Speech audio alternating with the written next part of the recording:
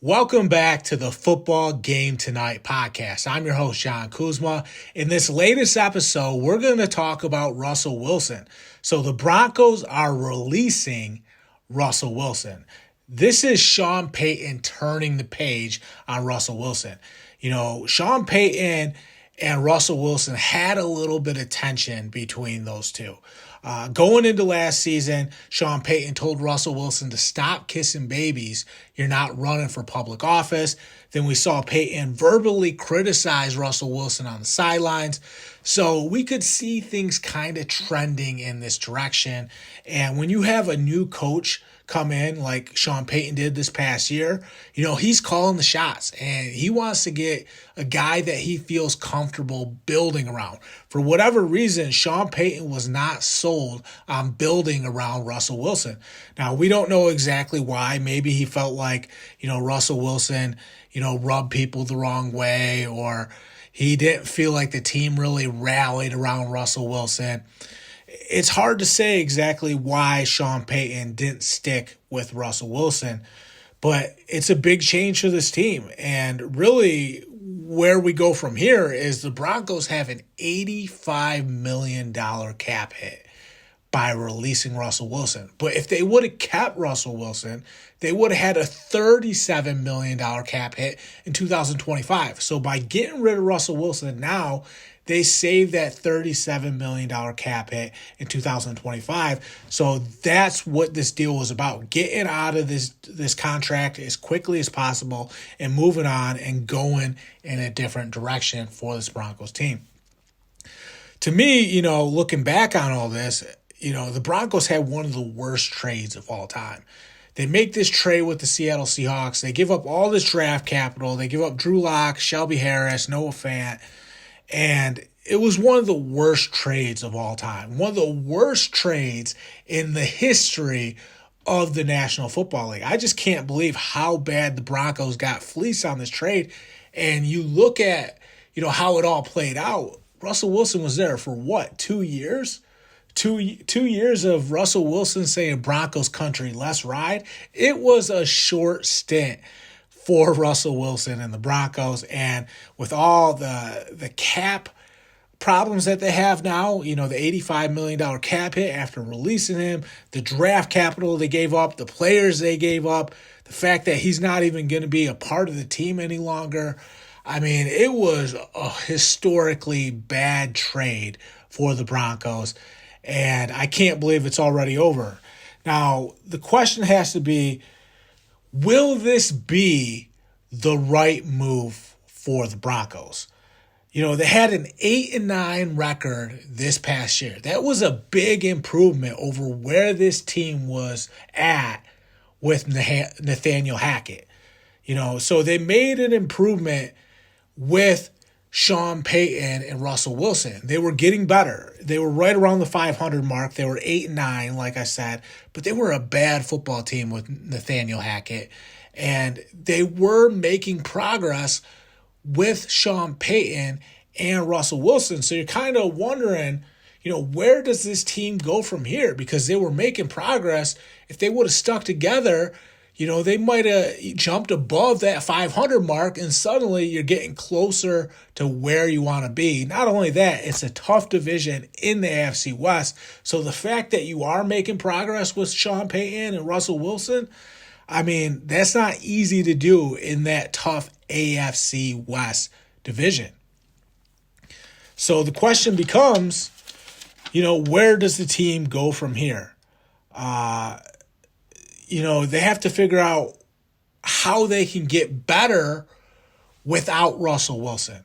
To me, that means who's going to be their QB? The answer to this team's questions, whether they can get better, whether they can keep going in the right direction, whether this team can move past the exit of Russell Wilson, it comes down to who is going to be this team's starting quarterback.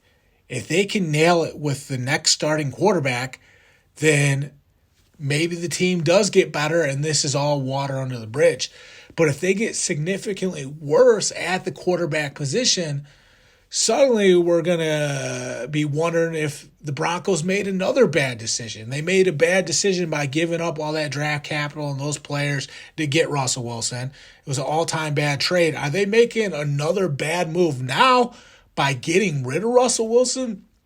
That's the question we need an answer to, and it's all going to come down to who is going to be their next starting quarterback.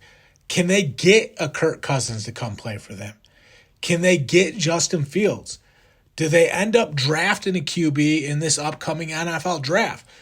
Those are the questions we need answers to. Who's it going to be? Because the bar was set at Russell Wilson. You got to find a way to get above that to keep improving on the foundation that this team has laid with Sean Payton. Now, don't get me wrong. There's a reason this team started to get better with Sean Payton. Sean Payton is a significant upgrade over Nathaniel Hackett. That's why this team started to get better.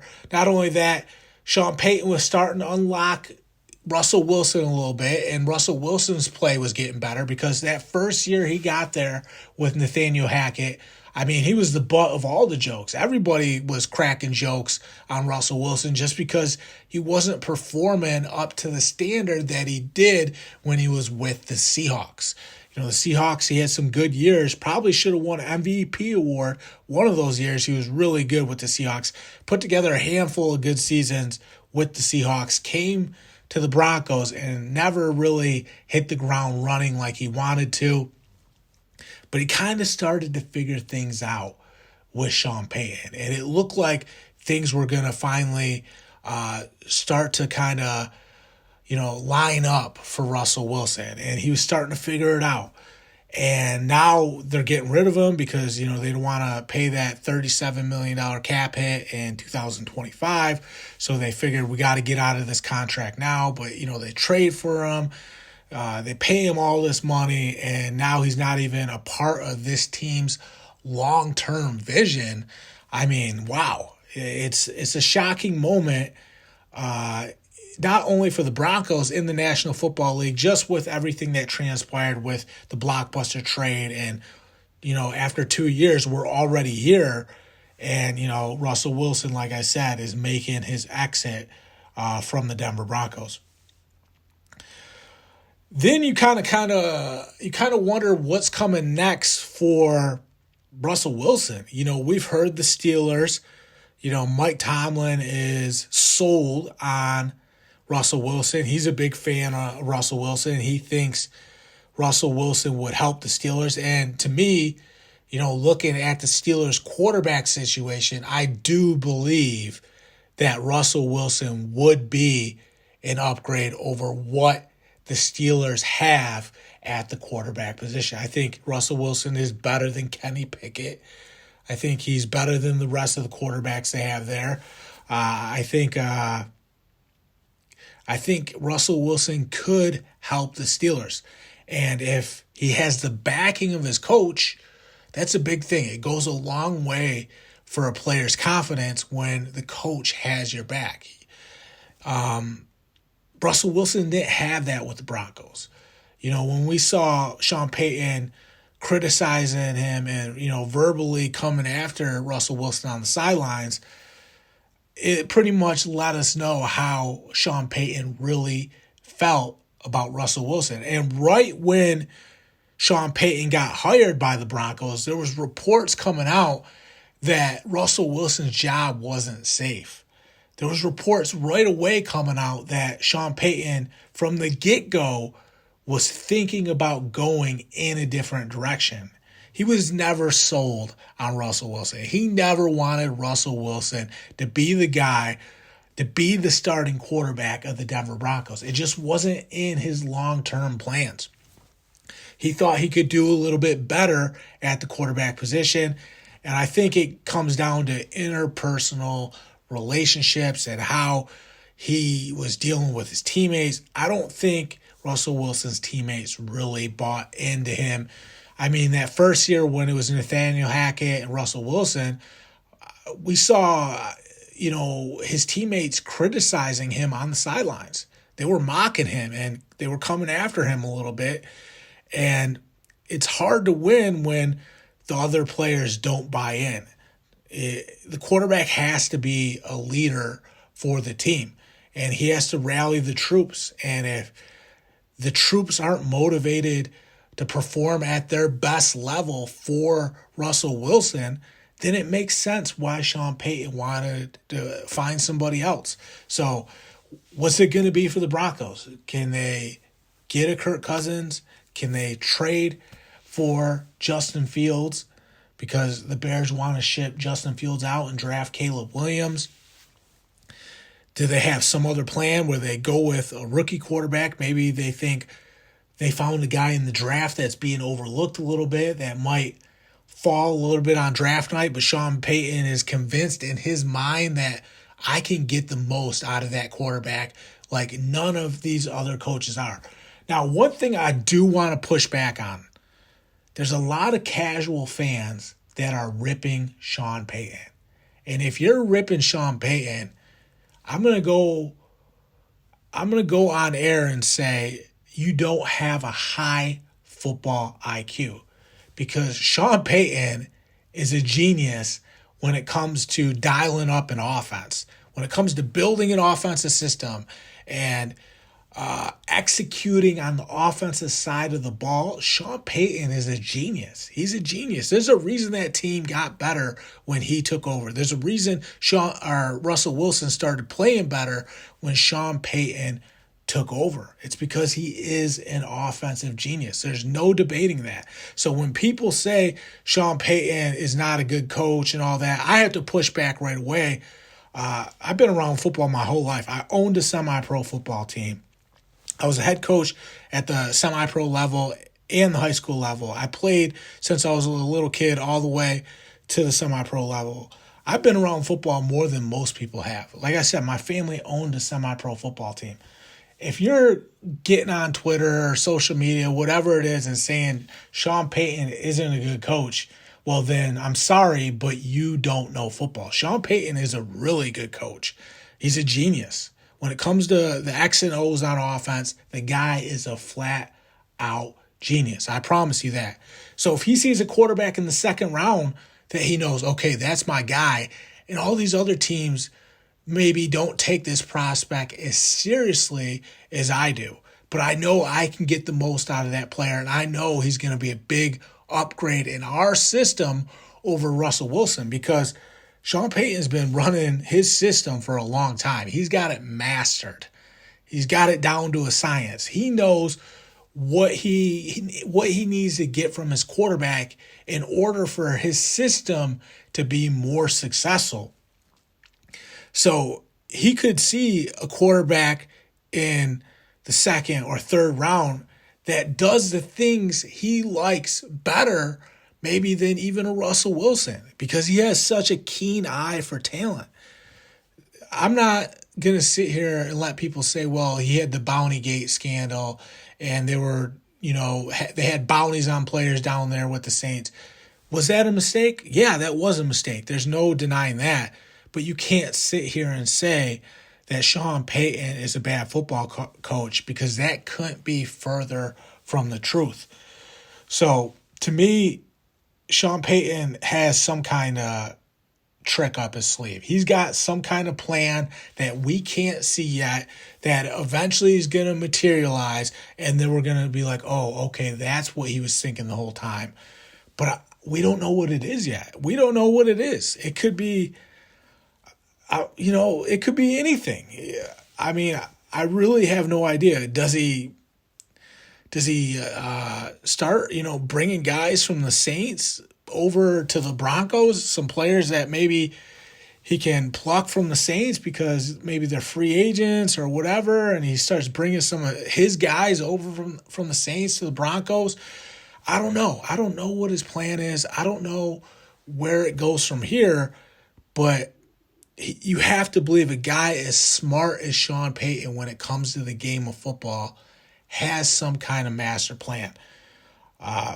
What's it going to be? Is it going to be a quarterback in free agency? Is it going to Maybe he gets a bridge quarterback. Maybe he goes after like a Jameis Winston to just kind of bridge the quarterback situation until he can, have more cap space to get the guy that he really wants. Or maybe until, he can draft the right quarterback. I don't know what directions he's going to go, but I do know one thing.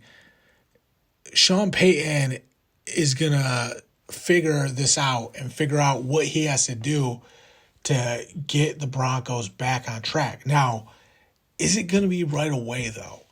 Is it going to be right away? Because if they get worse at the quarterback position, it's hard to make things happen as a coach when your talent is inferior. So what I mean by that is if his talent this year is inferior to what it was last year, it doesn't really matter how good of a coach you are. You're going to take a step backwards because at the end of the day, the players win games. But if you have teams that are within reach of each other, the coach can be the difference maker. I mean, go back to the Super Bowl. You had two really good teams in the Chiefs and the 49ers, but Andy Reid is the better coach, and Kyle Shanahan's no slouch. Kyle Shanahan's a good coach. There's a reason he's been to all these Super Bowls. But he's not Andy Reid. Andy Reid's cut from a different cloth. So having a good coach matters. There's no denying that. And Sean Payton has some kind of plan. We don't know if he's going to get somebody in free agency, trade for Justin Fields, get a bridge quarterback in Jameis Winston, maybe draft a quarterback later on, whoever that might be. I don't know. I don't know where it goes from here. All I know is that's going to determine the Broncos' future. Now, for Russell Wilson, if he goes to the Steelers, he's got to get George Pickens involved. Their success is going to come down to, can Russell Wilson and George Pickens really tap into George Pickens' potential and make him one of the premier receivers in the National Football League. If that happens, I think that Steelers offense will start to click. And look, when it comes to the Steelers, they have all that tradition and they have such a solid foundation. And with the Rooney family, they have incredible stability. The Steelers are always a good football team, are always at least competitive because they're such a well-ran team. And when you bring Russell Wilson in, who's a clear and obvious upgrade over what they have, a clear and obvious upgrade over Kenny Pickett, yeah, they're going to be better. There's no doubt about that. They're going to be better. They were playing musical chairs at quarterback last year. Was it Kenny Pickett? Was it Mason Rudolph? Was it Mitchell Trubisky? At least if you get Russell Wilson, now you have stability in your organization. You have stability at the quarterback position. You have stability with Mike Tomlin at head coach. TJ Watt's still a really good player on that defense who can get after it. They're a different team when TJ Watt's healthy. We all know that. TJ Watt goes down, they start losing games. As soon as he comes back, they start winning games again. So you have TJ Watt on defense taking care of things. You have Russell Wilson that will improve the offense. I mean, they're going to be closer. Like I said, George Pickens, that's going to be a big thing for this Steelers team. I think you also have to, look at Pat Freiermuth and make sure that he is a key part of the equation because you got those two young guys that can kind of lead that Steelers team into the future. And if Russell Wilson can tap into George Pickens and Pat Freiermuth, I think that would be a good thing for those Steelers. You get those guys' trajectory on the right path, and you get Pat Freiermuth and George Pickens more confident to the point where the Steelers have a functioning offense and they can kind of get things figured out, after Ben Roethlisberger retired, because they've been in limbo a little bit after Ben Roethlisberger retired and they haven't been the same team. They just haven't been good enough at the quarterback position. I do think they get better with Russell Wilson, and they could step up and at least be more competitive in that AFC North division. You got the Ravens in that division who are really good right now, went to the AFC Championship game. We all know how tough they are. Cleveland was up last year. Joe Burrow goes down, but eventually he's going to be coming back. He'll be back this year for the Bengals. So it's not an easy division. And I think Russell Wilson would come in and help the Steelers. And I think Mike Tomlin's going to treat Russell Wilson a lot better than Sean Payton did. So to me, that is a good fit for Russell Wilson because he's going in a place where he's at least wanted. He's wanted by the Steelers. He's wanted by Mike Tomlinson. And to at least be somewhere where you're wanted and you're at least comfortable and you're not being verbally criticized on the sidelines and you're not being blamed for all the team's failures, whether he was responsible for those failures or not. It's just better when you're in a situation where you have the backing of your peers and you have the backing of your coach. So I think the Steelers would welcome Russell Wilson with open arms. And I think when you look at like Cam Hayward and the rest of the guys they have on that team, I think they would understand that their team would significantly improve with Russell Wilson. So it's a little bit different from the Broncos situation. You know, he goes into the Broncos situation with Nathaniel Hackett, and Nathaniel Hackett was the reason that the Broncos weren't working. But, you know, when you start losing, problems start appearing everywhere. And, of course, you know, players started to blame Russell Wilson, and he kind of was attached at the hip to Nathaniel Hackett. So he was being blamed for a lot. You go to the Steelers where Mike Tomlin just always wins and always finds a way to motivate his players and inspire the guys in that locker room. It's different. It's different because those players aren't going to turn on Russell Wilson like the players did in Denver. It's a totally different situation because the Broncos were so bad with Nathaniel Hackett that the environment started to be toxic. You don't get that with a Mike Tomlin ran team. Even when they're not having their best year, everybody buys into Mike Tomlin. Everybody believes in Mike Tomlin. Everybody feels that he's the right guy to lead that football team. Every single player on the Steelers feel like they have the right coach at the helm. There's no debating that. They all love Mike Tomlin, which is why Mike Tomlin has been so successful throughout the duration of his career. That relationship dynamic between Mike Tomlin and Russell Wilson, it's a fit. It's a match. It's why Mike Tomlin is saying, you know, he's a fan of Russell Wilson. He's publicly putting it out there because he's thinking, hey, I can get better at quarterback if I bring this guy aboard. I think the guys in this locker room will respond well to the leadership that Russell Wilson brings to the table.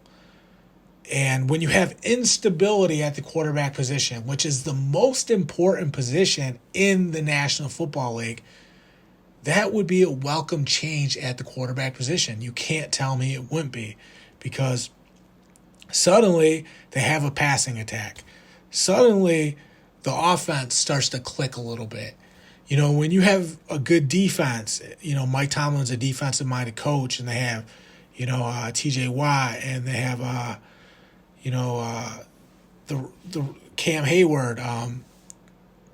They're a defensive football team. They are. They have a defensive-minded coach. They hang their hat on their defense with T.J. Watt.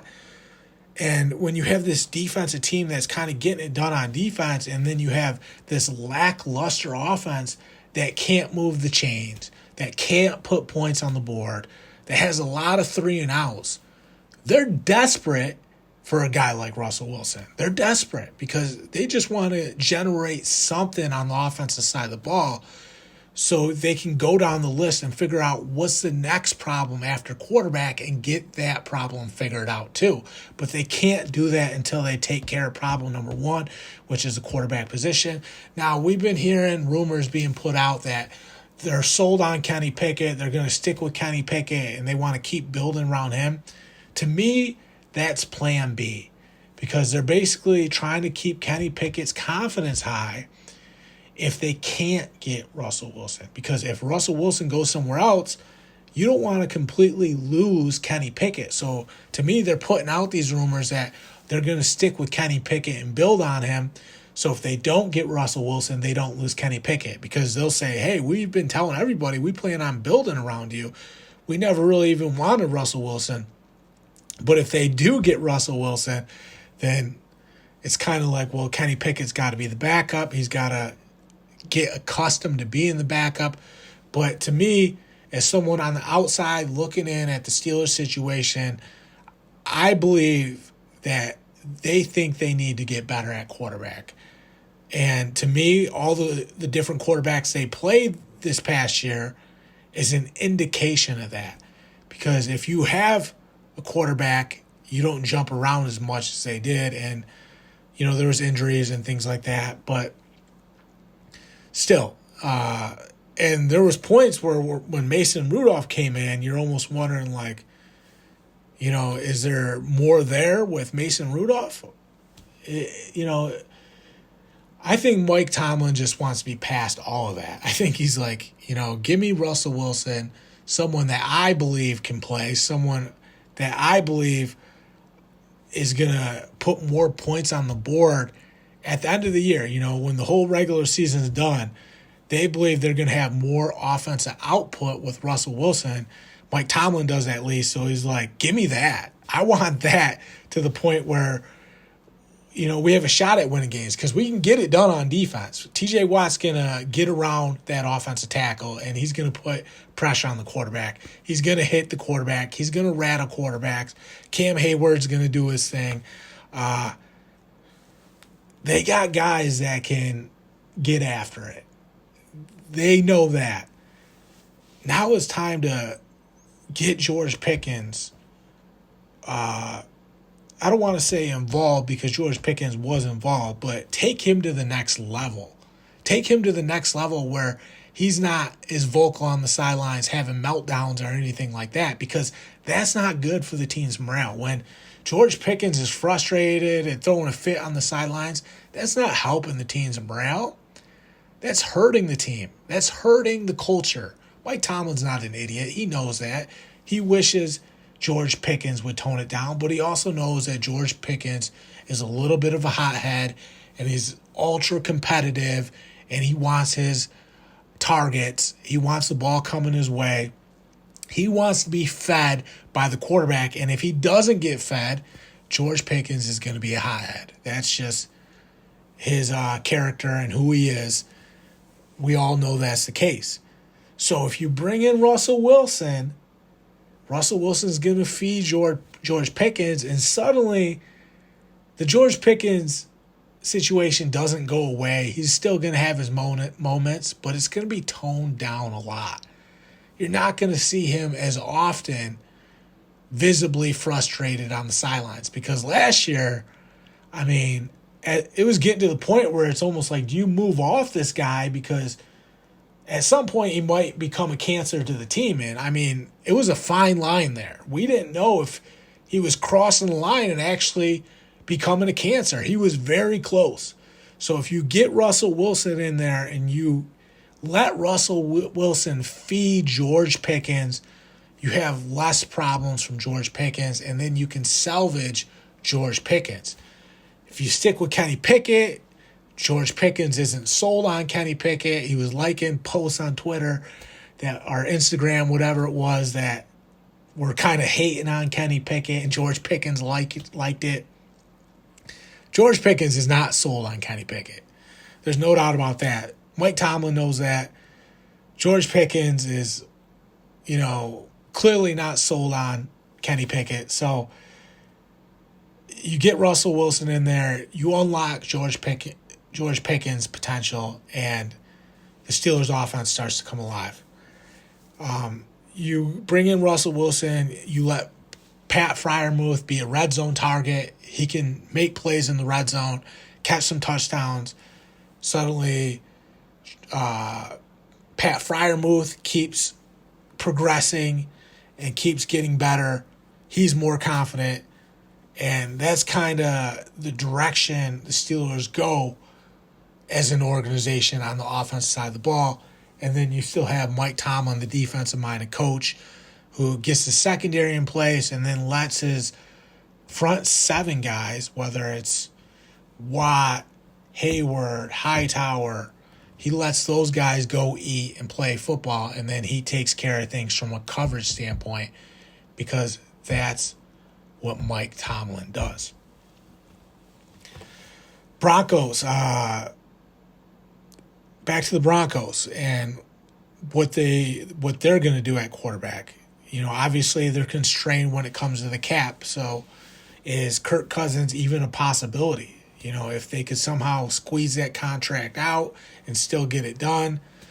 But, Kirk Cousins always wants those mega deals, so I don't even know if they can get that deal done. Can they somehow do one of those deals where they push it off in the future, which kind of hurts your cap situation in the future, but at least you can get the deal done?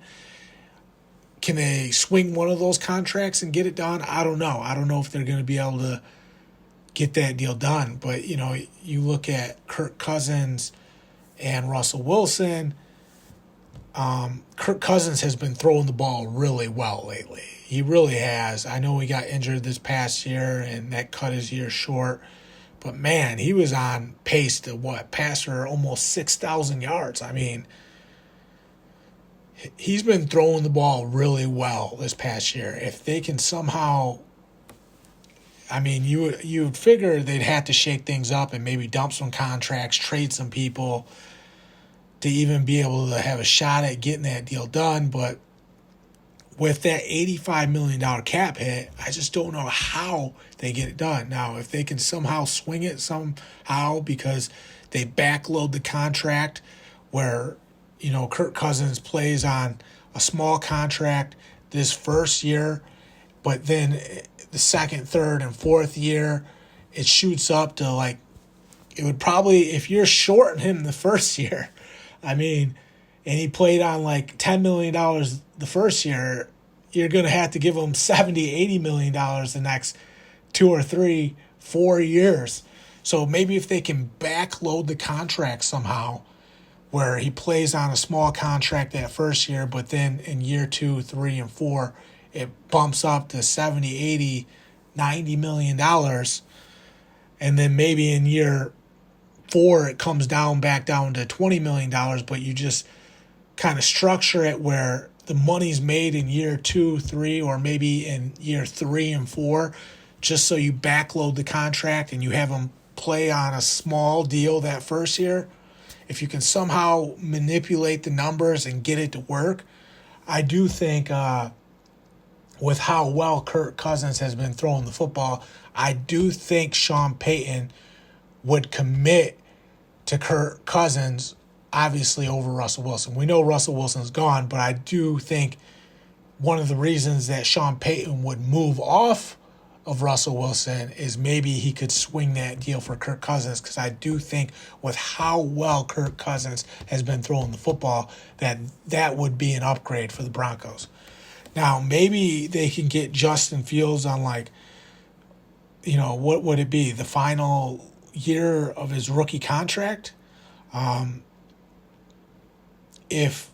the end of his rookie contract, I guess you should say, if they can get Justin Fields for a discount, because the Bears just want to move off Justin Fields, so maybe they accept, we've been hearing maybe a second-round pick, but if they can't move Fields and they were just willing to settle for a third-round pick or something like that, even a second-round pick would be a decent deal for the Broncos, because if you can get a guy that has starting quarterback potential for a second-round pick, that's a swing you might want to take. Now, if you can get him for a third-round pick, that's a really good deal, because the Bears just want to move off him and they want to draft Caleb Williams. So they're saying, hey, the Falcons took Kirk Cousins. We would like Justin Fields because Russell Wilson went to the Steelers, and then Justin Fields kind of falls in the Broncos' lap for a third-round pick. maybe that's the direction the Broncos go. And the thing you have to like about that is, Sean Payton's so good offensively that he would tap in to Justin Fields' potential, and he would take Justin Fields' game to a whole new level. Justin Fields can play. I'm telling you guys that right now. Justin Fields can play. The Bears are a historically bad football team. When you look at all the teams in the National Football League and throughout the history of the NFL, the Bears are the worst offensive team. And they've held everybody back. Mitchell Trubisky, Justin Fields, Jay Cutler.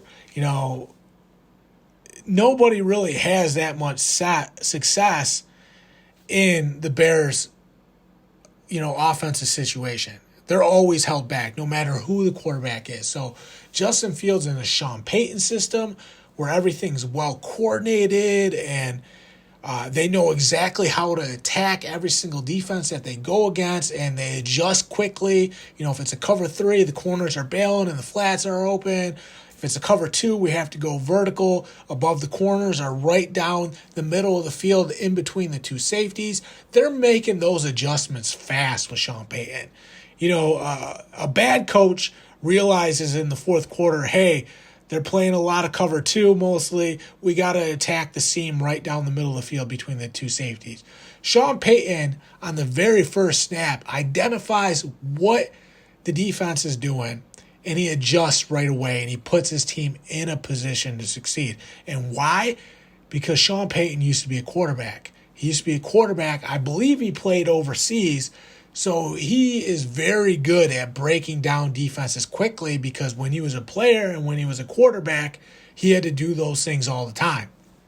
So as a coach, that knowledge translates to a coach, and then he passes that knowledge along to his quarterback, and he calls plays that are coverage breakers to whatever coverage the defense is running. So if it's a cover 0 blitz with 6 people rushing, the 4 defensive linemen, the 2 outside linebackers rushing, and they're running cover 0 blitz, Sean Payton realizes, okay, they're coming.